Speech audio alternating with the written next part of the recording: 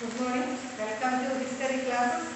Today I am going to teach you history of a standard 6, chapter 5. What books and burials tell us? The important books of ancient times. You know that Vedas.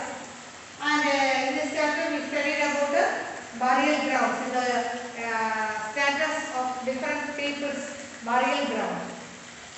Let's start our lesson. Take your test also. What books and burials tells us, and one of the oldest books in the world. Have you heard about Vedas? All of you know that. In the middle classes all you studied that.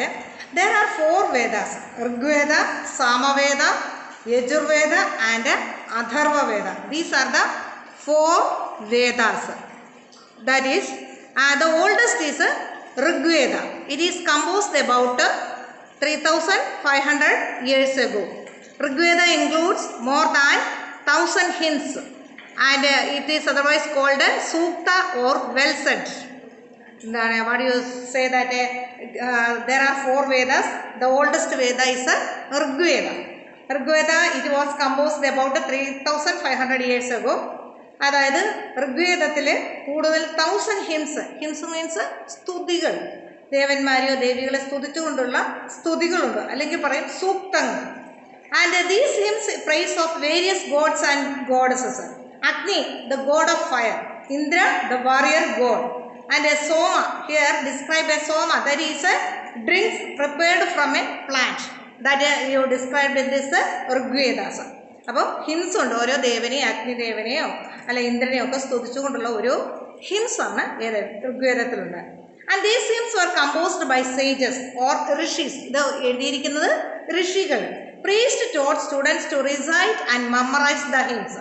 അപ്പോൾ എന്താണ് പുരോഹിതന്മാർ ചെയ്യുന്നത്? ഈ Hinds എന്ന് പറഞ്ഞാൽ സ്തുതികൾ memorise ചെയ്യാനായിട്ട് കുട്ടികളെ പഠിപ്പിക്കുന്നു. Rigveda was recited and heard rather than read. അത് വായിക്കുന്നതിലപ്പുറം അത് കേട്ടാണ് പഠിക്കുന്നത്. കാരണം അത് it was written in Sanskrit. And historians like archaeologist find out about the past, they examine the written sources as well. അതായത് ആർക്കിയോളജിസ്റ്റ് പണ്ടൊക്കെ എഴുതി വെച്ചിരിക്കുന്ന ഗ്രന്ഥങ്ങളാണല്ലോ അവരുടെ സോഴ്സസായി എടുക്കുന്നത്. അപ്പം മിക്കവാറും ഋഗ്വേദത്തിലെ ഓരോ പേജസ് അല്ലെ എഴുതി വെച്ചിരിക്കുന്ന മാനുസ്ക്രിപ്റ്റ് ആയിരിക്കും അവർ ഡിപ്പെൻഡ് ചെയ്തത്. Can you see the one page of a manuscript? Can you see this one? A page from manuscript of Rigveda. This manuscript of the Rigveda is written on the birch or a bark of a tree that is found in Kashmir about 1500 years ago. അതായത് ഹിസ്റ്റോറിയൻസിൻ്റെ main sources ആണ് ഏത്? ഈ manuscript. That is one pages of a Rigveda. You can find it is written in Sanskrit. And ഋഗ്വേദത്തിൽ നിന്ന് മറ്റെന്തൊക്കെയാണ് നമ്മൾ പഠിക്കുന്നത്? The cattle, horses and chariot. There are many prayers of Rigveda for cattle, children and horses. അപ്പോൾ എന്താണ്? Prayers ആണ്. Prayers പ്രാർത്ഥനകളായിട്ട് ആർക്കൊക്കെ വേണ്ടിയാണ്? കാറ്റിലിന്, ചിൽഡ്രന്, horses. And horses were yoked to chariots and they were used in the battles. Horses എന്തിനാ കൂടുതലും? യുദ്ധങ്ങളിൽ ആണ് ഉപയോഗിക്കുന്നത് അല്ലേ? And which were fought to capture battles. Some battles were fought for water and capture people. ഇപ്പം battles എന്ന് പറഞ്ഞാൽ എന്തിനൊക്കെയുള്ള battles നടന്നിട്ടുണ്ട്? വെള്ളത്തിന് വേണ്ടി, അതുപോലെ പീപ്പിളിന് വേണ്ടി, അല്ലെങ്കിൽ ലാൻഡ് പിടിക്കാൻ, ഇങ്ങനെയുള്ള പല ബാറ്റിൽസ്. ബാറ്റിൽസ് ഹിയർ മീൻസ് യുദ്ധങ്ങൾ. Some wealth was used to perform yajnas or sacrifices in which offerings were made into fire. പിന്നെ അവർ എന്ത് ചെയ്തിട്ടുണ്ട്? രാജാക്കന്മാർ യജ്ഞാസ് നടത്തിയിട്ടുണ്ട്. യജ്ഞാസ് എന്ന് പറഞ്ഞാൽ ലൈക്ക് സാക്രിഫൈസ്, യാഗങ്ങൾ നടത്തിയിട്ടുണ്ട്. എന്താണ്? ഹോമാഗ്നിയിൽ ഓഫറിങ്സ് ഒക്കെ കൊടുക്കുന്ന യാഗങ്ങൾ. These were meant for gods and goddesses.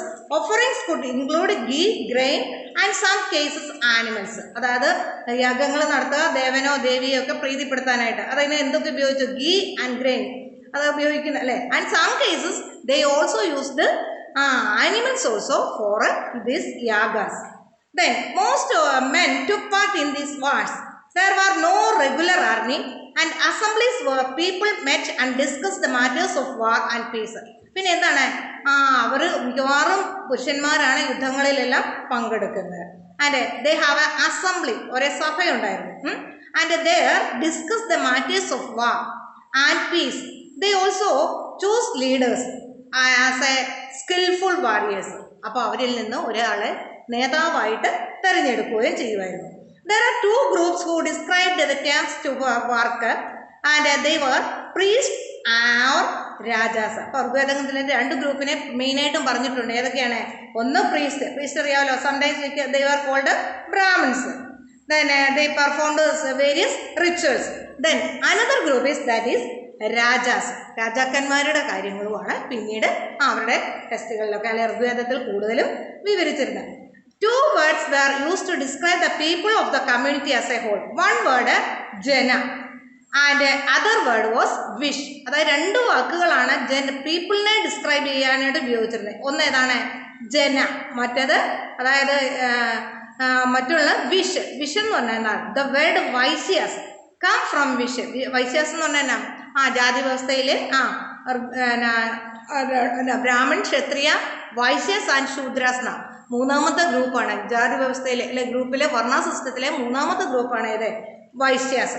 അപ്പോൾ ആ വേർഡിന് ആദ്യം ഉപയോഗിച്ചിരുന്നത് എന്താണ്? വിഷ് എന്നായിരുന്നു. The people who composed the hymns describe themselves as Aryas and their opponents Dasas or Dasyus. അതായത് ഈ ഋഗ്വേദങ്ങളൊക്കെ ഉരുവിട്ടവർ അല്ലെ അതിനെക്കുറിച്ച് ജ്ഞാനം ഉള്ളവരായിരുന്നു ആര്? ആര്യൻസ്. അതായത് people who came from central Asia അല്ലേ, അവരെയാണ് ആര്യന്മാരെന്ന് വിശേഷിപ്പിച്ചു. അപ്പോൾ ഇവിടെ ഉള്ള നേറ്റീവ്സ് ആണ് ഏത്? ദാസാസ് അല്ലെങ്കിൽ Dasyus. And who did not perform sacrifice. ദാസന്മാരുടെ പ്രത്യേകത എന്നാ? Did not practice sacrifice. യാഗങ്ങളിലോ ഒന്നും പങ്കെടുക്കാനോ വേദങ്ങൾ വായിക്കാനോ ഒന്നും അവർക്ക് അനുവാദമില്ലായിരുന്നു. The term dasa came to mean slave. Slaves were women and men who were often captured from war. പിന്നെ അടുത്ത ഗ്രൂപ്പ് ഏതാണ്? സ്ലേവ്സ്. അതായത് ദാസന്മാർ തന്നെയാണ് പിൽക്കാലത്ത് സ്ലേവ് ആയിട്ട് കൂടുതൽ ആൾക്കാരെ യുദ്ധസമയത്ത് മറ്റു സ്ഥലങ്ങളിൽ നിന്നും പിടിച്ചുകൊണ്ട് വരുന്നവരായിരുന്നു ഏത്? Slaves. Then story of a megaliths. This stone boulders known as megaliths. അതായത് ബിഗ് സ്റ്റോൺസ് ആണ് ഏത്? മെഗാലിത്ത് എന്ന പേരിൽ അറിയപ്പെടുന്നത്. These are carefully arranged by people. They were used to mark of burial grounds. അതായത് ഈ ബറിയൽ ഗ്രൗണ്ട്സ് ഉണ്ടാക്കാനാണ് big stones they used. Can you see one place this type of a megalith stone? Some cyst like one shown here have portholes which could be used for an entrance. No, burial grounds. Then the dead were buried with distinctive pots and which were called black red ware. അതായത് അവരുടെ burial ഗ്രൗണ്ടിൽ ഉപയോഗിച്ചിരുന്ന ഒരു പോട്ടാണ് ഏത്? Black and red wear pot. And also found tools and weapons of iron and sometimes skeletons of horses, horse equipment, ornament or stone and gold. ഈ burial ഗ്രൗണ്ട്സിൽ നിന്ന് എന്തൊക്കെ കണ്ടെടുത്തിട്ടുണ്ട്? സ്കെൽട്ടൻസ് ഓഫ് ഹോഴ്സ് ഉണ്ട്, പിന്നെ എന്താണ് iron tools, ornaments, gold, stones. All this can you this ഉണ്ടോ? ഇതൊക്കെ burial ഗ്രൗണ്ട്സിൽ നിന്നും അന്ന് കണ്ടുപിടിച്ച കണ്ടോ? സോഡ്, വാള് പോലുള്ളതും ആക്സ് പോലുള്ളതും ഒക്കെയുള്ള horses equipment for a megalith burial ground. Horse equipment ആണ് ഇത്, horse equipments. Then axe, then a dagger or a sword. Okay. Then finding about there are also this burial ground also we can found some social differences. In the Brahmagiri, archaeologists think that objects found with the skeleton probably belong to the dead persons. And in Brahmagiri, we found some burial ground, and in this burial ground, buried with the 33 gold beads, 2 stone beads, 4 copper bangles, and 1 conch shell, and other skeletons have a few pots. കണ്ടോ?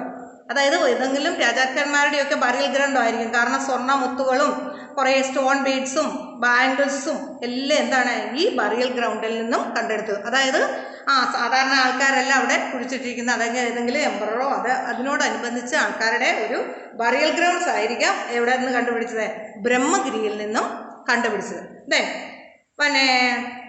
Then what about the occupations described in this Vedic period? What are the Inmagon? that is you studied the picture in Magon. Archaeologists have found seeds of barley, rice, pulses, millets, etc. So bones of a number of animals and many bearing cut marks of this have been found, and this, so they planted all these plants, that is food, for food. Then they also reared different animals. Then and besides birds, crocodile, turtle, crab and fish, all these found in this area, and there is a bones or evidence only. അപ്പോൾ എന്താണ് ഒരുപാട് കൃഷിയിൽ പ്രഗത്ഭരായിട്ടുള്ള ആൾക്കാർ അന്ന് ഉണ്ടായിരുന്നു എന്നതിൻ്റെ ഒരു തെളിവായിരുന്നു ഏത് the occupations of in Magog. These are about today's class. Our fifth lesson is over. Thank you.